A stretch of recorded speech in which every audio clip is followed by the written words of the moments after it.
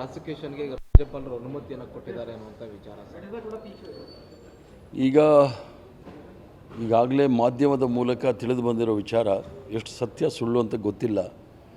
ಮಾಧ್ಯಮದಲ್ಲಿ ಬರ್ತಕ್ಕಂಥದ್ದು ಸತ್ಯ ಅನ್ನೋದಿದ್ದರೆ ಮುಖ್ಯಮಂತ್ರಿಗಳಿಗೆ ಪ್ರಾಸಿಕ್ಯೂಷನ್ಗೆ ಅನುಮತಿ ಕೊಟ್ಟಿರ್ತಕ್ಕಂಥದ್ದು ಇದು ಸಂಪೂರ್ಣವಾಗಿ ರಾಜಕೀಯ ಪ್ರೇರಿತವಾದಂಥದ್ದು. ಈ ಒಂದು ಪ್ರಕರಣದಲ್ಲಿ ಮುಖ್ಯಮಂತ್ರಿಗಳು ಮೂಢ ವಿಚಾರದಲ್ಲಿ ಮುಖ್ಯಮಂತ್ರಿಗಳಿದ್ದಾಗ ಅದು ತೀರ್ಮಾನ ತೆಗೆದುಕೊಂಡಿದ್ದಲ್ಲ.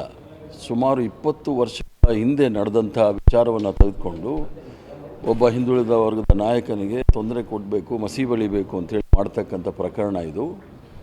ಮತ್ತು ಇದನ್ನು ಸಂಪೂರ್ಣವಾಗಿ ಕಾಂಗ್ರೆಸ್ ಪಕ್ಷ ಮತ್ತು ಮುಖ್ಯಮಂತ್ರಿಗಳು ಸಹ ಕಾನೂನಾತ್ಮಕವಾದ ಹೋರಾಟವನ್ನು ನಾವು ಮಾಡ್ತೇವೆ. ಈಗಾಗಲೇ ಜಾರ್ಖಂಡಲ್ಲಿರ್ತಕ್ಕಂಥ ಮುಖ್ಯಮಂತ್ರಿಗಳ ಮೇಲೆ ಇದೇ ರೀತಿಯ ಭ್ರಷ್ಟಾಚಾರದ ಆರೋಪ ಮಾಡಿ ಅಲ್ಲಿನ ಹೈಕೋರ್ಟ್ ಬಹಳ ಸ್ಪಷ್ಟವಾಗಿ ಹೇಳಿತ್ತು, ಯಾವುದೇ ತಂದೆ ತಾಯಿಯಾಗುವುದು ಇನ್ನೂ ಕನಸೇ? ಅಪೋಲೋ ಫರ್ಟಿಲಿಟಿ ಮೂಲಕ ನಿಮ್ಮ ತಂದೆ ತಾಯಿಯಾಗುವ ಕನಸನ್ನು ನನಸಾಗಿಸಿಕೊಳ್ಳಿ. ಉಚಿತ ಆಪ್ತ ಸಮಾಲೋಚನೆಗಾಗಿ ಕರೆ ಮಾಡಿ 9953323196. ಆಪಾದನೆ ಇಲ್ಲ, ಯಾವುದೇ ಭ್ರಷ್ಟಾಚಾರದ ಆಪಾದನೆ ಇಲ್ಲ, ವಿನಾಕಾರಣ ಅವ್ರನ್ನ ಜೈಲಲ್ಲಿ ಇಟ್ಟಿದ್ದಾರೆ ಅಂತ ಹೇಳ್ತಕ್ಕಂಥದ್ದು ನೋಡಿದಾಗ ಇದು ಸಂಪೂರ್ಣವಾಗಿ ರಾಜಕೀಯ ಪ್ರೇರಿತವಾಗಿರ್ತಕ್ಕಂಥದ್ದು. ಕೇಂದ್ರ ಸರ್ಕಾರದವರು ಸೇಡಿನ ಕ್ರಮವನ್ನು ತೆಗೆದುಕೊಳ್ತಾ ಇದ್ದಾರೆ ಮುಖ್ಯಮಂತ್ರಿಗಳ ಮೇಲೆ. ಕಾನೂನಾತ್ಮಕವಾಗಿ ಮತ್ತು ರಾಜಕೀಯವಾಗಲೂ ಸಹ ನಾವು ಹೋರಾಟ ಮಾಡ್ತೇವೆ. ಸಿದ್ದರಾಮಯ್ಯ ಅವ್ರನ್ನ ಯಾಕೆ ಟಾರ್ಗೆಟ್ ಮಾಡ್ತಿದ್ದಾರೆ ಸರ್ ಕೇಂದ್ರ ಸರ್ಕಾರ? ಈಗ ಕೇಂದ್ರ ಸರ್ಕಾರ ಯಾಕೆ ಟಾರ್ಗೆಟ್ ಮಾಡ್ತಾ ಇದ್ದಾರೆ, ಭಾಳಷ್ಟು ಅವರಿಗೆ ಕರ್ನಾಟಕದ ಬಗ್ಗೆ ಭರವಸೆ ಇತ್ತು.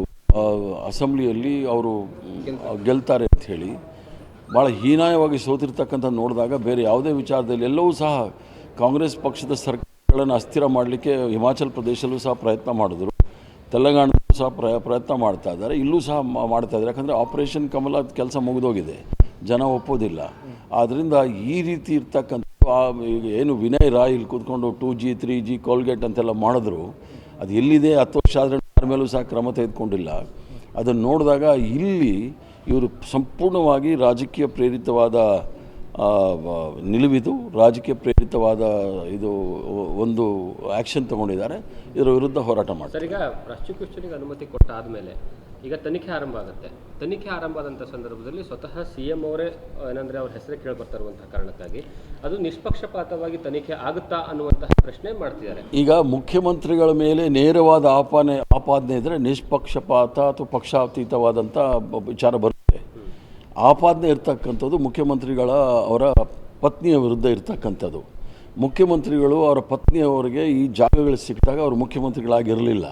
ಮುಖ್ಯಮಂತ್ರಿಗಳಾಗಿಲ್ಲದೆ ಇರೋ ಸಮಯದಲ್ಲಿ ಆಗಿರ್ತಕ್ಕಂಥವ್ರಿಗೆ ಮುಖ್ಯಮಂತ್ರಿ ಆಗಿರೋರ ವಿರುದ್ಧ ಮಾಡ್ತಕ್ಕಂಥ ನೋಡಿದಾಗ ಭಾಳಷ್ಟು ಆಪಾದನೆಗಳಿದೆ.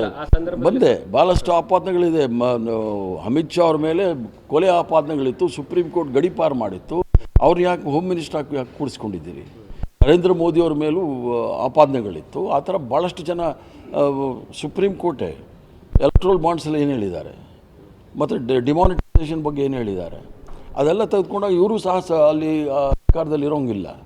ಮುಖ್ಯಮಂತ್ರಿಗಳಾಗಿ ಅವರು ಮಾಡ್ತಕ್ಕಂಥ ಏನು ಬಡವರ ಪರ ಮತ್ತು ಸಂವಿಧಾನದ ಪರ ನಾವು ಹೋರಾಟ ಮಾಡಿದ್ವಿ, ಅದರ ವಿರುದ್ಧವಾಗಿ ಈ ನಿಲುವನ್ನು ಕೇಂದ್ರ ಸರ್ಕಾರದವರು ಮತ್ತು ಭಾರತೀಯ ಜನತಾ ಪಾರ್ಟಿ ತೆಗೆದುಕೊಳ್ತಾರೆ. ಯಾವಾಗ ಸೈಟ್ಗಳ ಅಲೌಟ್ ಆದ್ವಲ್ಲ ಆ ಸಂದರ್ಭದಲ್ಲಿ ಮುಖ್ಯಮಂತ್ರಿಯವರ ಮಗನೇ ಅಲ್ಲಿರುವಂತಹ ಏನಂತಂದರೆ ಶಾಸಕರಾಗಿರ್ತಕ್ಕಂಥ ಸಂದರ್ಭದಲ್ಲಿ ಮೂಡಾದ ಒಬ್ಬ ಮೆಂಬರು ಸಹಿತ ಆಗಿರ್ತಾರೆ, ಶಾಸಕರು ಸಹಿತ ಆ ಸಂದರ್ಭದಲ್ಲಿ ಇರ್ತಾರೆ ಅನ್ನುವಂಥದ್ದು ಹೇಳ್ತಿದ್ದಾರೆ. ಹಾಗಾಗಿ ಅವರು ನೇರವಾಗಿ ಅಲ್ಲಿ ಭಾಗಿದಾರರಾಗಿದ್ದಾರೆ. ಇಲ್ಲ, ಇದು 2004ನೇ ವಿಚಾರ.